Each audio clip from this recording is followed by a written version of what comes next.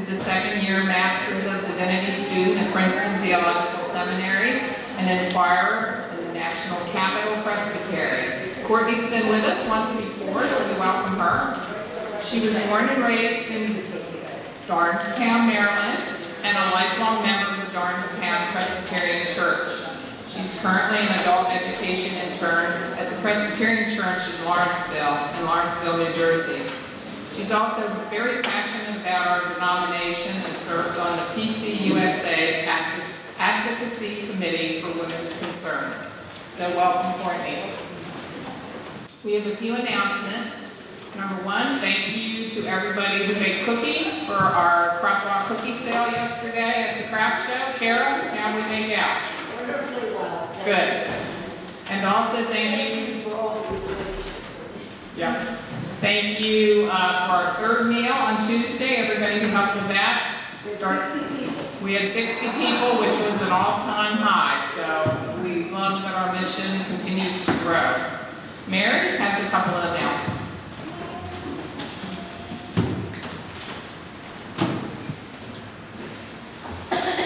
Good morning. My first announcement is a joy. My daughter, Meredith Ellen, received official word this week that she is a Gold Award Girl Scout. The highest honor. So, very proud of her. So the second announcement that I have is we need help in the preschool Sunday school room. You know how it is when you can get 4 to 5, 3 and 4-year-olds together. You need an extra set of hands. So this adult or helper would only be a helper, not the teacher, okay? This person would help when the teacher is teaching the lesson or be the extra set of hands when they're doing the craft or the project. Doesn't have to be every Sunday. It can be one Sunday a month, one Sunday every other month, one Sunday a quarter. I do have sign-up sheets downstairs outside the old preschool office that I am now taking over as the Sunday school superintendent. I have put some of my stuff in there, and I know Lisa is planning. They said you would put your stuff in there too, as well. So you can check the sign-up sheets, or if you're interested in teaching any Sunday school class and you see an open date and you want to sign up, go ahead and put your name in there. Okay? Thank you.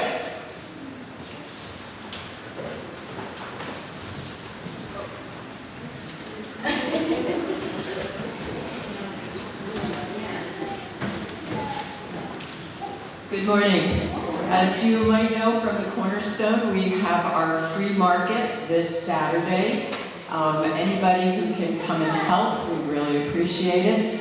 We will be going through the boxes and trying to stage the materials down toward the door on Friday from 8 to noon. So if you could come and help for that, that would be appreciated too. Also, even if you can't help, if you can bring a large table, like a folding table that we can use to put the stuff on, so people don't have to bend over on blankets on the ground or anything. So we would appreciate that. You can contact me or see me right after church in the little room that's next to the upstairs kitchen where all those boxes and stuff are. So. And if you see anything there that speaks to you or that you can use or that you know somebody who could use it, please take it. Thank you.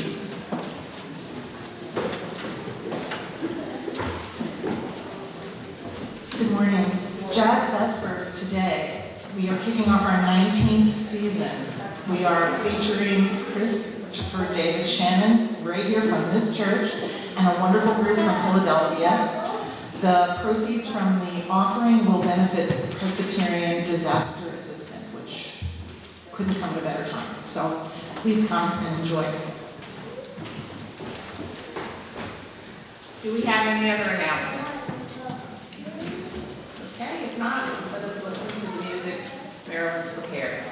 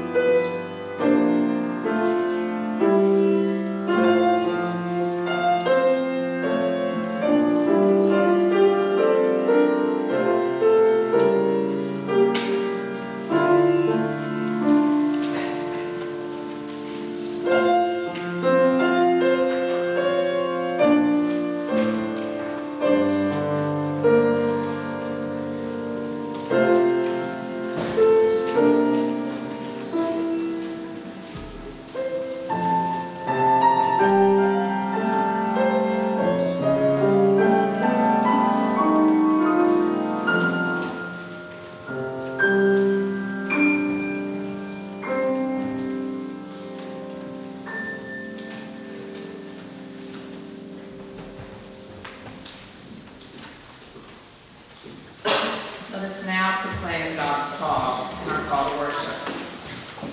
O God, we come into your courts with praise and thanksgiving. We come in celebration and song.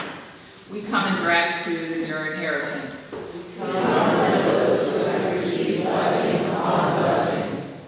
We hear the cry of the poor in the land and ache to offer them relief. We come to bring them blessing upon blessing in Jesus' name. O God, we come into your courts with praise and thanksgiving. We come in celebration and song.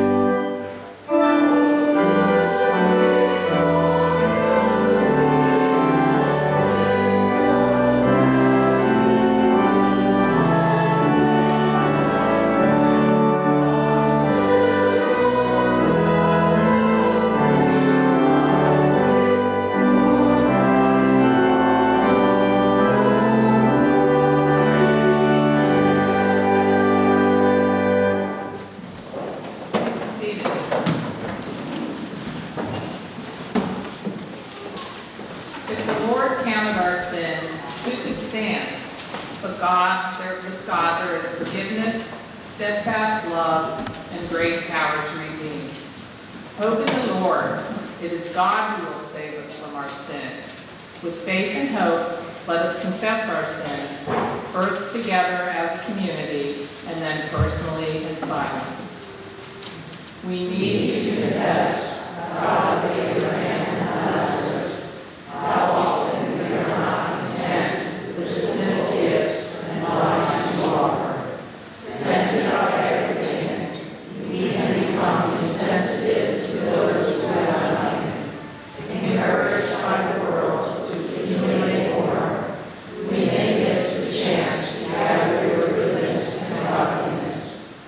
Chasing after all which has no value, we may not have the energy to pursue the faith, the love, the gentleness you have for us.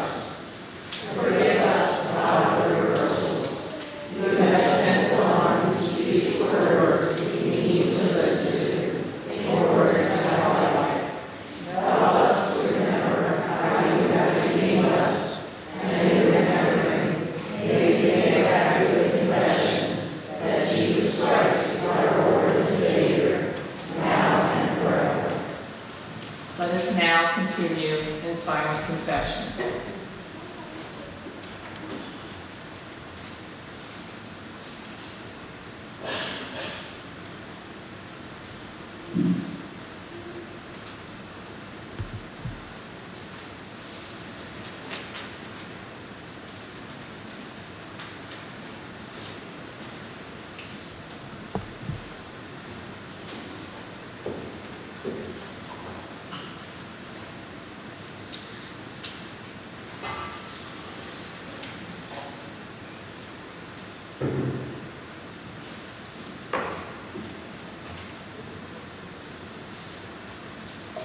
The God of salvation, who desires everyone to be saved and to come to the knowledge of truth, offers forgiveness to each of us through the Redeemer sent in human form. We are grateful that over and over we are given the chance to begin again, and that nothing we have done can separate us from God's love. In Jesus Christ we are forgiven. Thanks be to God.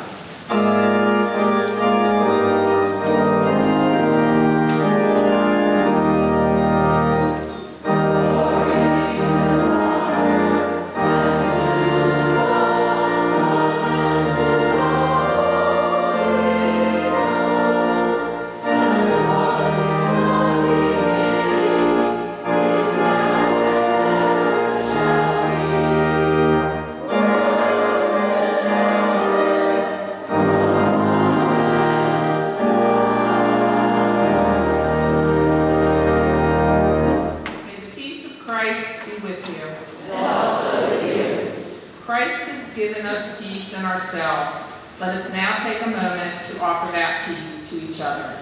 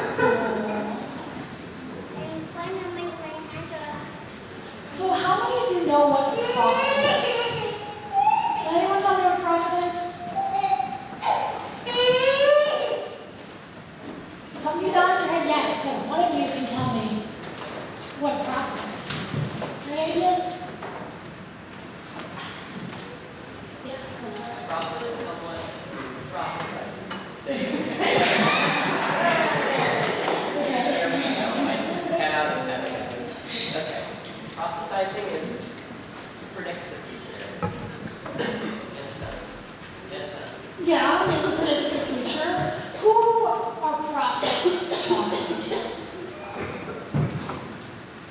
Who do prophets talk to? God, right? They get messages from God. And what does God usually tell his prophets?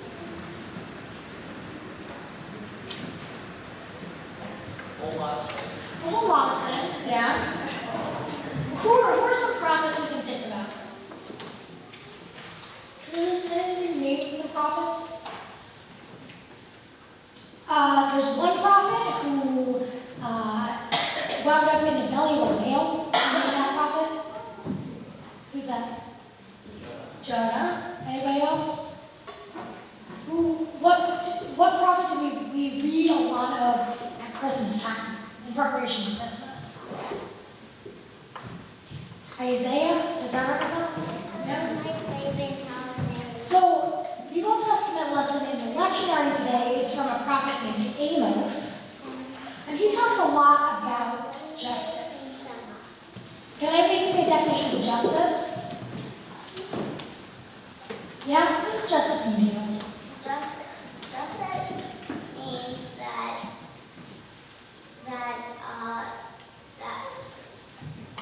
people are working through what is right. Yeah, working through it. That's a really good definition, actually. Good job. And so Amos is being told by God what people should do to do what is right for the world. And today, even if we're not necessarily talking to God directly, like Amos was, we can read our Bible and learn about what God wants us to do that is right for the world. Right? So let's pray together, okay? Dear God, thank you for giving us your direction through the prophets and through the rest of the Bible. Help us to listen so that we can do good in the world. Amen. Have fun at Sunday. Oh, it is time for you to depart.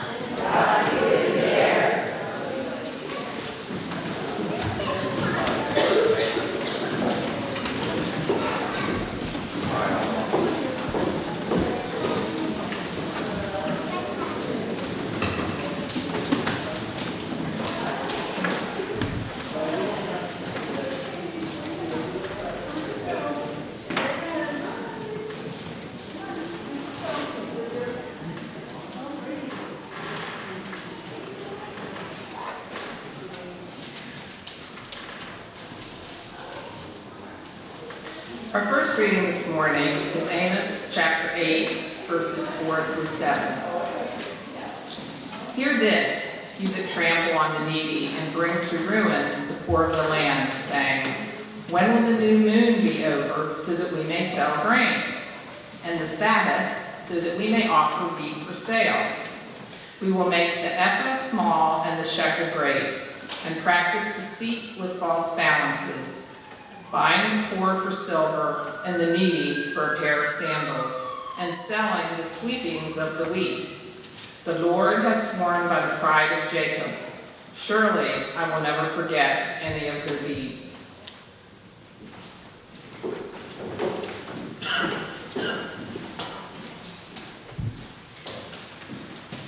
Our New Testament lesson is from the Gospel of Luke, chapter 16, verses 1 through 13. Then Jesus said to the disciples, there was a rich man who had a manager, and charges were brought to him that this man was squandering his property. So he summoned him and said to him, what is this that I hear about you? Give me an accounting of your management, because you cannot be my manager any longer. Then the manager said to himself, what will I do now that my master is taking the position away from me? I am not strong enough to dig, and I am ashamed to beg. I have decided what to do so that when I am dismissed as a manager, people may welcome me into their homes. So, summoning his master's debtor one by one, he asked first, how much do you owe my master? He answered, 100 jugs of olive oil. He said to him, "Take your bill, sit down quickly, and make it 50 jugs of olive oil." Then he asked another, "And how much do you owe?" He replied, 100 containers of wheat. He said to him as well, "Take your bill and make it 80. And his master commended the dishonest manager because he had acted shrewdly. For the children of this age are more shrewd in dealing with their own generation than are the children of light. And I tell you, make friends for yourselves by means of dishonest wealth, so that when it is gone, they may welcome you into the eternal homes. Whoever is faithful in a very little is faithful also in much, and whoever is dishonest in a very little is dishonest also in much. If then you have not been faithful with the dishonest wealth, who will entrust you to true riches? And if you have not been faithful with what belongs to one another, who can give you what is your own?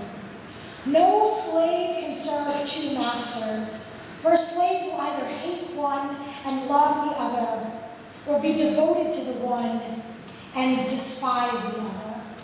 You cannot serve God and wealth. The word of the Lord. Thanks be to God.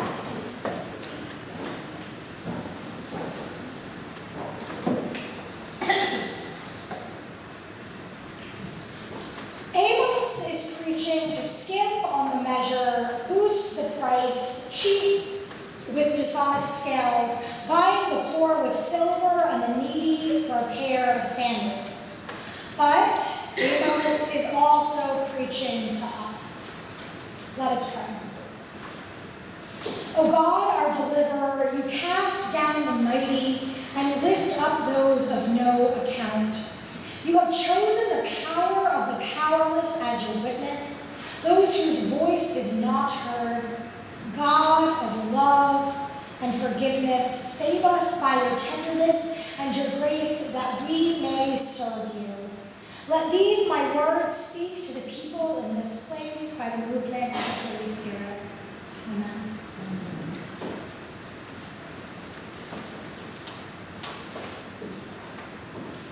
At some point in time, we've all heard that there are 3 things that you should not talk about with polite company, whether on a first date or with strangers. And those 3 things are politics, religion, and money. And here I am, and you all don't know me that well, and I'm getting ready to talk about those 3 things in some capacity. So wish me luck. Thank you. The narrative of the Old Testament follows an imperfect people, the Hebrew people, and their relationship with God. So occasionally people will talk about the God of the Old Testament being spiteful and that having been changed with Jesus. But we realize that time and time again, the Hebrew people fail, and God still tries to show them the way, help them to do the right thing, and remind them that they are beloved children of God. God covenants with the Hebrew people from before the time of Moses through the rise of the kingdom under David and Solomon. And God continues to be with the Hebrew people after Solomon's death and the fall of the kingdom. After the kingdom falls, the northern part becomes the kingdom of Israel, and it is full of sin. The southern kingdom of Judah maintains the monarchy from David's line, but it is also full of sin. And so God sends prophet after prophet. Far before Jesus exists, far before we know that God so loved the world that he sent his only son, Jesus, we know that God loves these broken people and tries to teach them how to love. And it is in this climate that Amos begins to prophesy. Amos is from Judah and preached in the northern kingdom of Israel. He prophesied during a time of relative peace, but an intense neglect of God's laws. So Amos preached preaches, reminding people of God's power, threatens them with divine justice, and focuses on the disparity between the rich and the very poor. And as I said, Amos is also preaching to us. In our country, we hear a lot about the top 1%. Various politicians will talk about how the richest 1% own 90% of the wealth. And obviously holding that much wealth tends to be really unnecessary. But I'm going to venture to guess that none of us are part of that top 1% of 1%.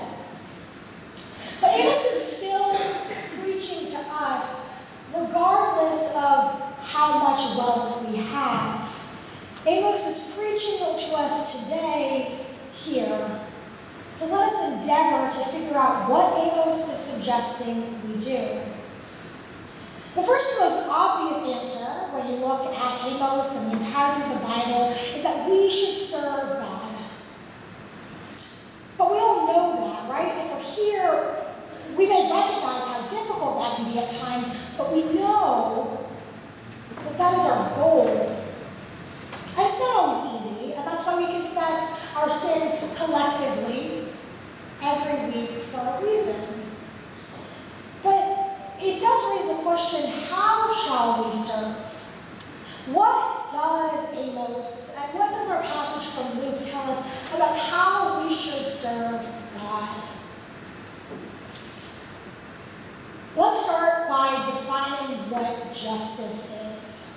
Rolf Jacobson, a professor of Old Testament at Luther Seminary, talks about the biblical concept of justice in a few different ways.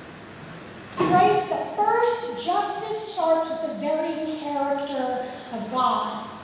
Justice is a part of the Lord's nature. In Isaiah 30, Isaiah writes, "The Lord is a God of justice." Second, in terms of the Old Testament, because the Lord has elected Israel as God's own people, the Lord demands that these people reflect God's character. That is, Israel must be a people of justice. We also know that justice is a social concept, that it has to do with the ordering of society in which most life can thrive.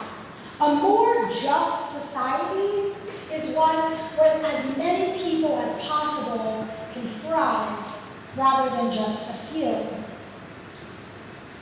Justice requires a special concern for the powerless, those who lack the capacity to protect their own welfare.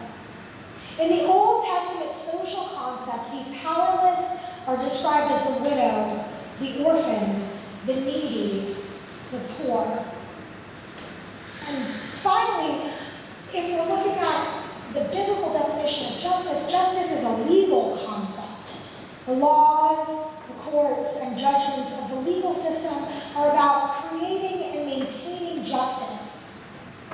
Here, it is good to recall that God uses the law in at least two ways. God uses the law for a civil purpose, to create a more civil society.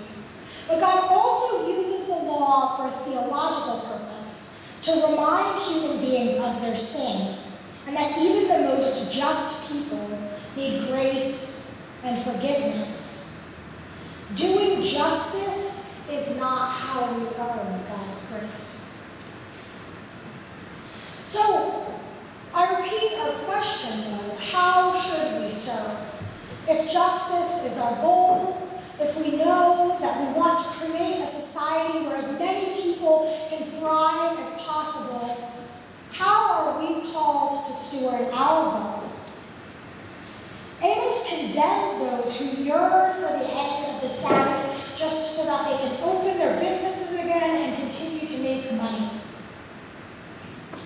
It's well here to remember that Sabbath for the Jewish people is not just about worship, but it was a law given to them by God in our 10 Commandments, not just to the property owner, but to give rest to all people.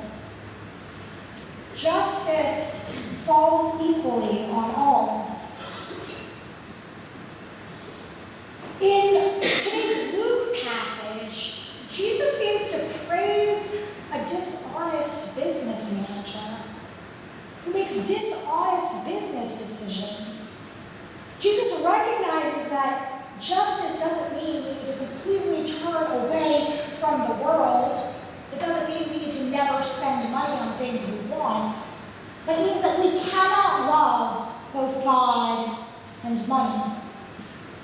To do justice, we must participate in a system that we recognize is unjust, but help as many people as possible to thrive. In Amos's day, the justice sense of the laws, whether that be the law of Sabbath or otherwise, has been lost. People longed for this justice establishing Sabbath, this rest that everyone could rest equally, to be over so that they could return to exploitation. The phrase buying the poor for silver and the needy for a pair of sandals refers to the practice of enslaving those in debt. Selling the sweepings of the wheat was prohibited because those were to be left for the poor. The task of translating the realities of Amos's social context into our social context is a challenge. I recognize that I am not preaching to the people who are necessarily themselves being exploitative. But we must recognize that the lesson from Amos is law in both uses of the law. It not only is condemning certain practices, but it is envisioning and imagining a society that operates more than according to just social norms. It operates according to God's principles of justice. The law cannot save, in part because it was not designed to save, but it can help create a world where God's justice can reign on all of us. It is good for us to remember, as St. Paul put it, that all have sinned and fallen short of the glory of God. We exist in a society that is unjust. We will never be able to completely distance ourselves from that. But we are justified by God's grace as a gift through the redemption in our Lord. And that means moving past the law and envisioning a just society for all.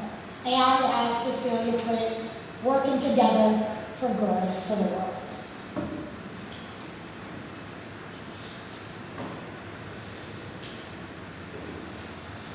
And with that eye towards justice, please join me in our affirmation of faith, done as a body together, saying the Apostles' Creed. I believe in God, the Father Almighty, creator of heaven and earth. I believe in Jesus Christ, God's only Son, our Lord, who was conceived by the Holy Spirit, born of the Virgin Mary, suffered under Pontius Pilate, was crucified, died, and buried. He descended to the dead. On the third day he rose again. He ascended into heaven. He is seated at the right hand of the Father, and he will come to judge the living and the dead.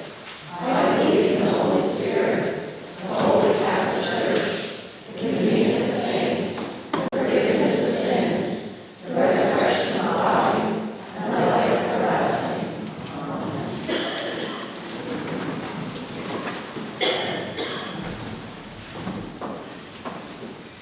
Remembering the gift of God's love, let us offer our gifts to the Lord.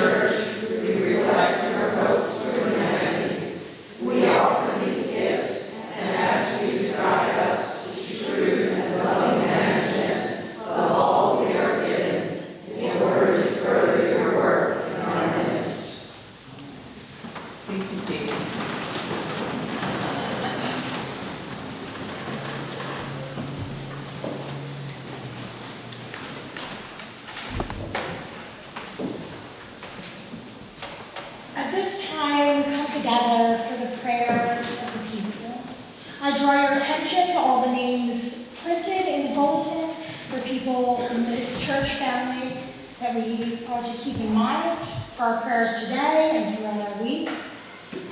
I also add that today we thank God for all of the delicious cookies for the Cropwell cookie sale at the craft show.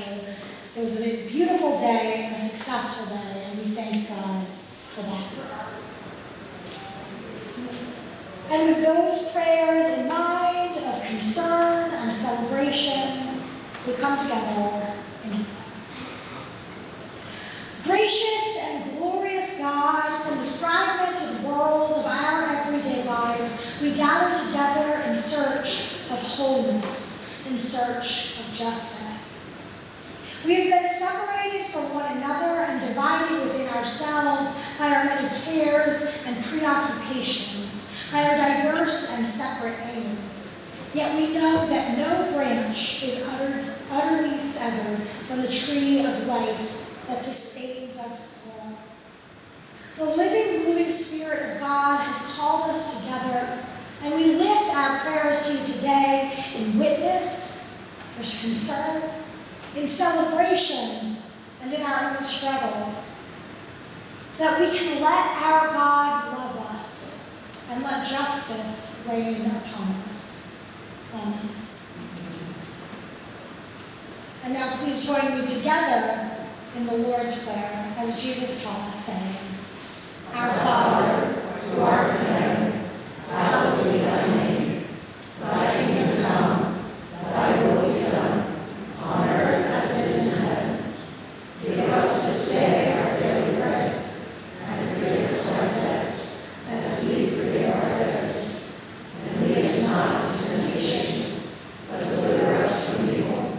For thine is the kingdom, and the power, and the glory forever. Amen.